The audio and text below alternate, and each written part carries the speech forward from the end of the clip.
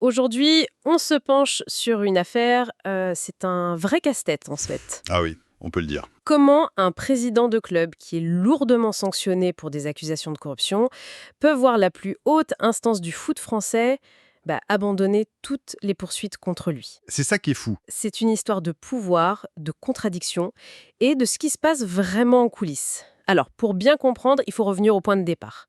Saison 2024-2025, l'Olympique de Marseille perd 3 € contre Auxerre. Oui. Et là, le président, Pablo Longoria, il est furieux. Il sort et parle publiquement de corruption pour qualifier l'arbitrage. Des mots d'une violence inouïe dans ce contexte. Extrêmement fort. Et la réaction, elle se fait pas attendre, hein. La commission de discipline le sanctionne très, très durement. On parle de combien? 9 mois de suspension. Ah oui, quand même. Ça vous montre qu'au début, l'affaire n'a fait rire personne. Le message était clair, ce genre de propos, c'est inacceptable. C'est ça. Donc on a une faute, une sanction qui semble logique, sévère.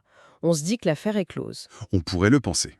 Et pourtant, quelque temps après, coup de théâtre, la Fédération française de football, la FFF, elle retire sa plainte. Voilà. Et c'est là que tout bascule. Mais alors, c'est ça qui est incompréhensible.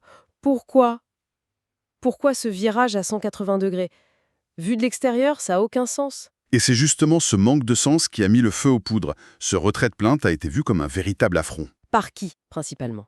D'abord par la Ligue de football professionnel, et puis bien sûr par les syndicats d'arbitres. Oui, ils ont dû se sentir complètement lâchés. Complètement désavoués, oui. Mais la vraie nouveauté, c'est que la grogne remontait jusqu'à l'intérieur même de la fédération. Et ce n'est pas n'importe qui conteste, hein. Non, loin de là. C'est le gendarme interne de la FFF, le conseil de surveillance, qui sonne l'alarme. Il monte au créneau pour demander des comptes. Directement au président, Philippe Diallo. Ce qui est fascinant, c'est de voir la précision de leurs questions dans la lettre. On sent qu'ils sont pas là pour rigoler. Qu'est-ce qu'il demande, en substance? Ils demandent noir sur blanc quels critères ont justifié cette décision et qui, au juste, a été impliqué dans le processus. D'accord, ils veulent des noms et des raisons. Exactement.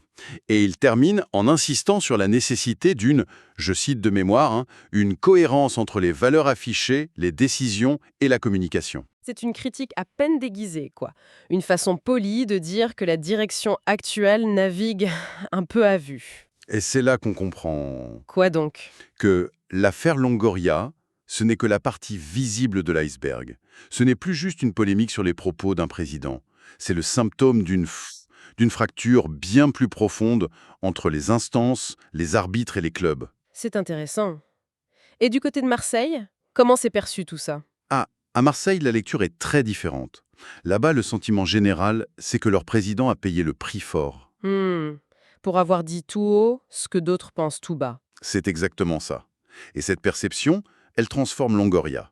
D'accusé, il devient presque un porte-parole, involontaire ou non, d'un ras-le-bol généralisé. Ça complexifie encore toute l'affaire, sur un plan plus politique. Médiatique. Aussi controversée soit-elle, oui. Est devenu un immense test de crédibilité pour toute la gouvernance du football français. La fédération est maintenant coincée. Elle est obligée de justifier une décision qui semble, en fait, indéfendable et qui a mécontenté à peu près tout le monde. L'affaire est donc loin d'être terminée. Très, très loin.